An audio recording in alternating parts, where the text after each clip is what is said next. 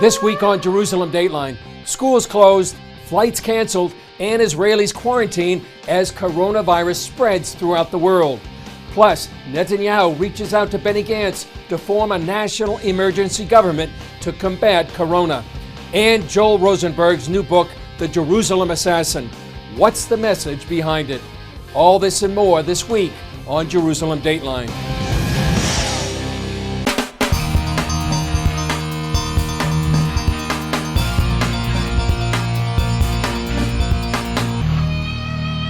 Hello and welcome to this edition of Jerusalem Dateline. I'm Chris Mitchell. In light of the coronavirus crisis, Israeli Prime Minister Benjamin Netanyahu called for the formation of a national emergency government. It's just one of the unprecedented steps Israel has taken to combat the global pandemic. Prime Minister Netanyahu issued the call during a nationwide television address. I call on the formation now, even this evening, of a national emergency government. Without any hesitation, without any postponement, it will be an emergency government for a limited period. Together we will fight to save the lives of citizens. We have to put politics aside. Netanyahu also took what he called another necessary step. He closed schools like this one and universities throughout the country until the end of the Passover holiday next month. Israel has also taken the unprecedented step of requiring all international travelers to be quarantined for 2 weeks upon arrival. At Tel Aviv's Ben Gurion Airport, you can see the impact. Normally, there would be thousands of travelers coming and going through Israel's main international airport. Now, it's nearly deserted. The ruling is having an enormous impact on the economy. I have already a couple of cancellations. It's had an immediate impact on tourism. Groups will not show up. If they have to be isolated for 2 weeks, they cannot come for a week. Some Israeli airlines plan to stop international flights. One called it a death blow to Israeli aviation. The finance ministry estimates the requirement could cost the economy nearly $1.5 billion a month. The government said those travelers already in the country will need to leave in an orderly fashion in the coming days. These travelers just completed their tour and are headed home. Most were unaffected by the coronavirus, but this couple couldn't attend church because Israel has restricted public gatherings to 100 people. They were very positive, very assuring that they loved us and cared for us, but it was a government edict that no public gatherings were allowing tourists that had been in the country less than 2 weeks, 14 days. And we're trusting God to take care of whatever it is we face. As a tour guide, Groner looks forward to the end of the coronavirus crisis. Israel is a beautiful place, safe place to visit. Come and visit us. Once this is over, come and visit us. The coronavirus pandemic has affected most people around the world, including here in our own Jerusalem bureau. CBN Middle East correspondent Julie Stahl had to be quarantined, and I talked with her about her experience in our Jerusalem studio. Julie, probably hundreds of thousands of people around the world that have been in quarantine or are in quarantine now. You have been in quarantine. What was your experience like? Well, it was a little bit daunting. You know, we got back from Paris on a work assignment, and we were out for 9 days, and then they put the quarantine on us. So then I knew I had been with people. We had been at the Likud party headquarters for election night. So I had also this little bit of fear that I might have given something to someone else, although I didn't think I had it. So it was a little bit daunting. At first I felt like a leper, like, you know, I should be saying unclean. Yeah, stay away. You know, I live in an apartment. I made chicken soup the first day, and I realized, what am I going to do with my garbage? It's going to stink within, you know, a week or so. But you did have the coronavirus test. What happened? So I had the test, yeah. They called me up and they said, we're coming to your door. I had a man named Avi. He said, don't open the door till I knock. I knew he had come in the door of the apartment building. I looked out the peephole and he was putting on a complete suit.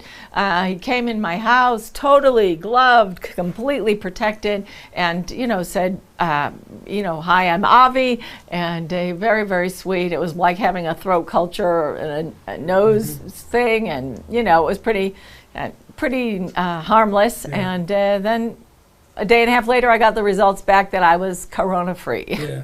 So two things, Julie. Tell us what got you through, and what advice would you give people that might be in quarantine right now?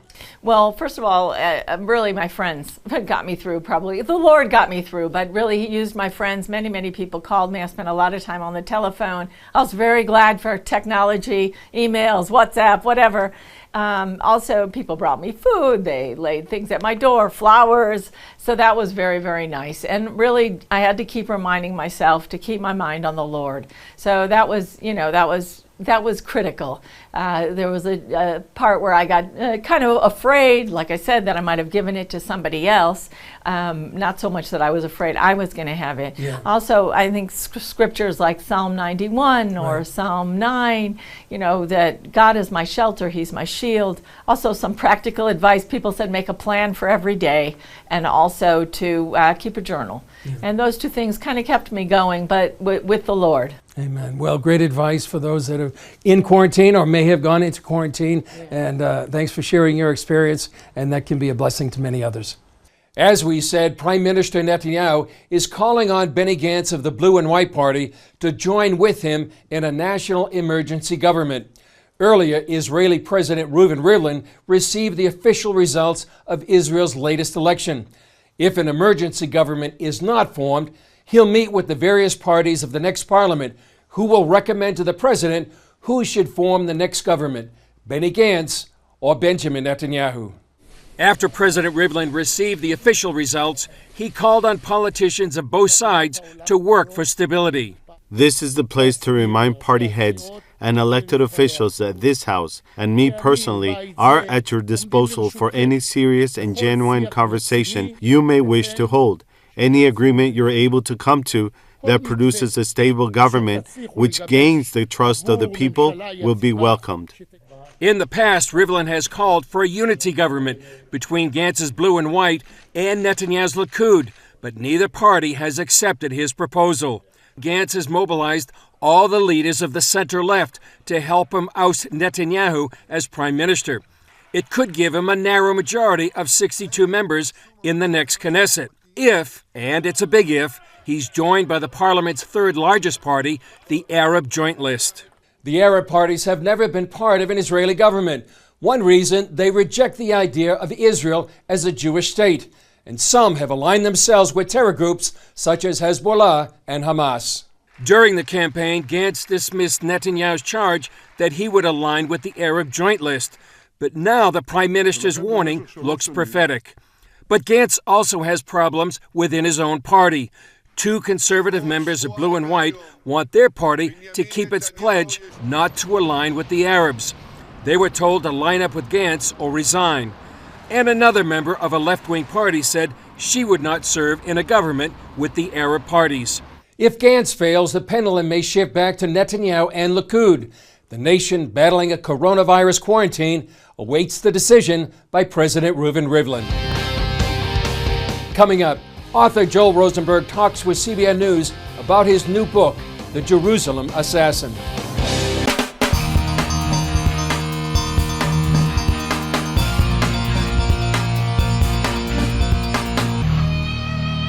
I talked recently with Joel Rosenberg about his new book, Overlooking That Most Contested Piece of Real Estate in the World. Joel, great to be with you here on CBN News. And, great to be with you, Chris. Thank you. What an amazing setting. Amazing location. Yeah. Historic. Especially for your new book called The Jerusalem Assassin. Tell us what you can about the book. It's a political thriller. The Jerusalem Assassin begins with a fictional American president deciding to roll out his big Middle East peace plan. Unfortunately, a series of senior U.S. advisors who are involved in drafting the plan start getting assassinated around the country and around the world. This causes the President of the United States to rethink. He starts getting very leery. Maybe this is the wrong moment to come to Jerusalem to give a big speech up on the Temple Mount, next to the Al-Aqsa Mosque, next to the Dome of the Rock, right next to the Western Wall.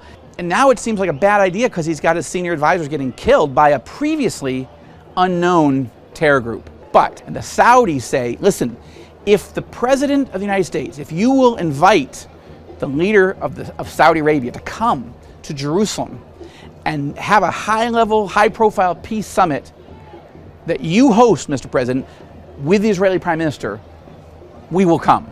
And the president thinks, wow, that's a Saudi-Israeli peace summit and possible actual treaty. That would be a bigger story than an Israeli-Palestinian treaty. And the president totally wants to do it. And then his security people say, Mr. President, with all respect, you can't have you and the Saudi leader and the Israeli leader standing on the most volatile piece of real estate in the world. That is a bad idea. And the president turns to Marcus Riker, the hero of the book, former Marine, former Secret Service agent, and says, you lead the way. You and your team make this thing safe, and it'll be fine. And now it's a countdown to all those actors coming here to that spot, and the fear that, the bad guys will blow up the whole summit. So we just pray it's fiction. And the setting is extraordinary. This is, as you have said, the epicenter of the epicenter of the epicenter, the Temple Mount. That's right. And this is the most volatile, fought over, desired, lusted after piece of real estate on the entire planet. The idea that there could be peace often feels so elusive, and yet we do see the peace treaty with Egypt has held. It's not perfect, but it has held for more than 40 years. The peace treaty with Jordan thus far has held. But we haven't seen another Arab country make the decision since 1994, the Kingdom of Jordan, to make peace with Israel. Like many of your novels, you started writing this over a year ago, and some people say your timing is uncanny, remarkable, or even prophetic. Just recently, the President Trump came out with his peace plan, and that here your novel revolves around the unveiling of a peace plan. I don't really want to tie my fictional events that closely to what's really going to happen, because you don't know what's really going to happen, so you're trying to write about what could happen. But yeah, it's been kind of odd to have the president roll out this plan prior to the Israeli elections, in the midst of his own re-election campaign, and without any prospect that the Palestinians leadership, at least, we're going to say yes. So we continue to need to pray for the peace of Jerusalem. And that is a theme in the Jerusalem Assassin. No matter what happens, the Bible tells us what to do. Pray, and keep praying. Your novels are page turners, they're thrillers, but what do you want people to take away from the Jerusalem Assassin? Well, certainly the big picture that we want there to be peace. Yes, we as Christians know that someday there'll be a very deceptive peace that the Antichrist will come up with. So obviously we're not going to be thrilled with that. But Jesus says, blessed are the peacemakers, right? The Bible says, seek peace and pursue it. Be at peace with all men to the extent it has to do with you, right? Pray for peace. So we need to be actively engaged in encouraging Arabs and Jews to make peace. It doesn't seem right now that the Palestinian leadership wants to make peace. We should keep praying for it. But there are moves in the Gulf area of states that leaders that seem like they're warming to the idea that this might be the right time, or soon, in the next few years, to make peace with Israel. And so we need to be praying for that. But I would also say one of the fun things about writing a novel, it's just made up, but I am probably maybe the only, one of the few novelists who's actually gotten to go meet with a lot of these leaders, to go into those palaces, spend hours and hours talking about their views in Saudi Arabia, in the United Arab Emirates, Bahrain, Egypt. What do you think? What do you guys think about the peace process? And I think that one of the fun things, again, of writing a novel is you can take readers inside those rooms and some of those conversations. Now, I've fictionalized it all.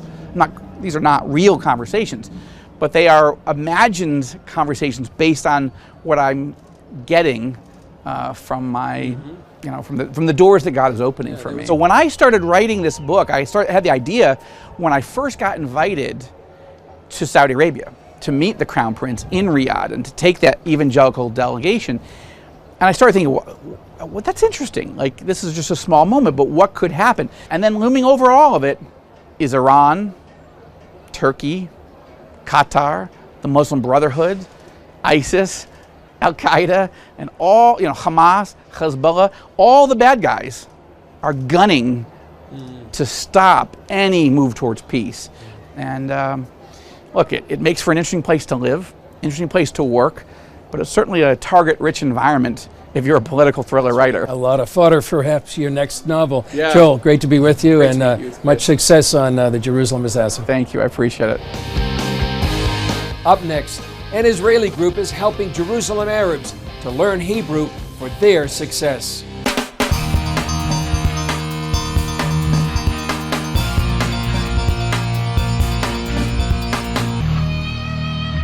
The fight over Middle East peace often captures headlines, but that's not the total picture of Israeli-Palestinian relations.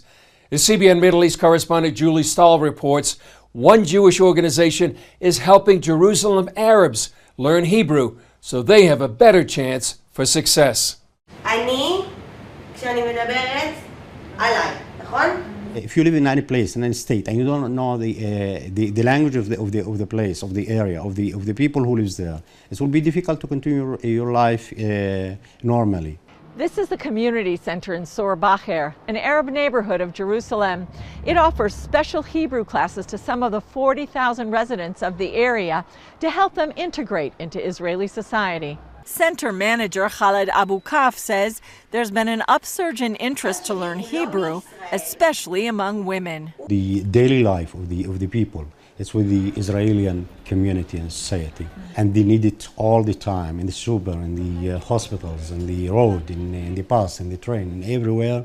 They need the language. We see there's a huge demand for Hebrew. People understand that the situation is going to be more or less the same for the foreseeable future, and they understand they need this language. The other important aspect is that the class is sponsored by a Jewish group, the Institute for Zionist Strategies. We care about making Israel a better place. We care about taking care of everybody that lives under Israeli sovereignty. And so it's very important for us to engage this population and give the best tools for integration. Project manager Nicholas Nissim Tubul says they have been holding separate classes for men and women for more than a year. So we really believe that engaging this population is the best way to make Jerusalem better for all.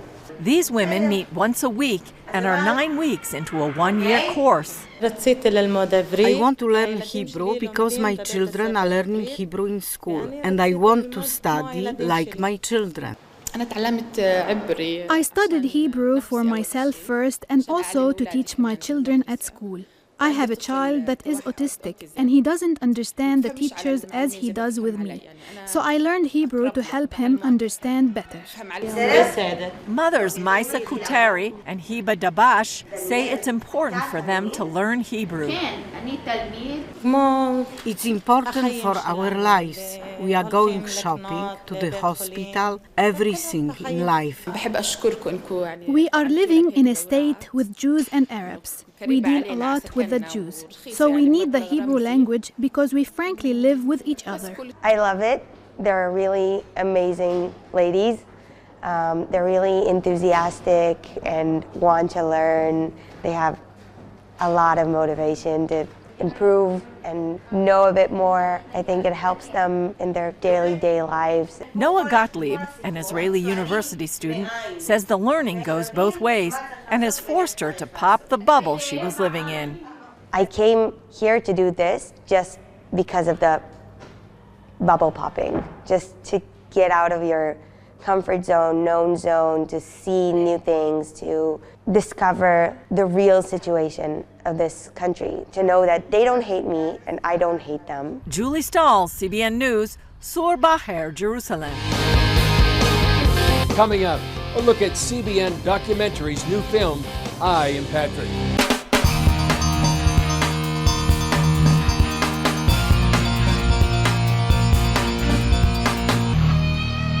Most people know that St. Patrick's Day is March 17th, but what many may not know is that Patrick, patron saint of Ireland, was one of the most influential Christians in early Christianity. CBN Documentaries tells the story of this man who put his life on the line for the gospel. Christ the Lord told me to come here to be with these people for the rest of my life. The preconception that we've got about St. Patrick is completely wrong.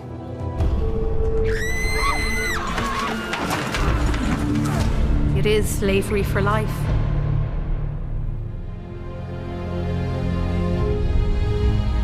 Patrick. people thought that his efforts to Christianize Ireland were doomed to failure. Take him.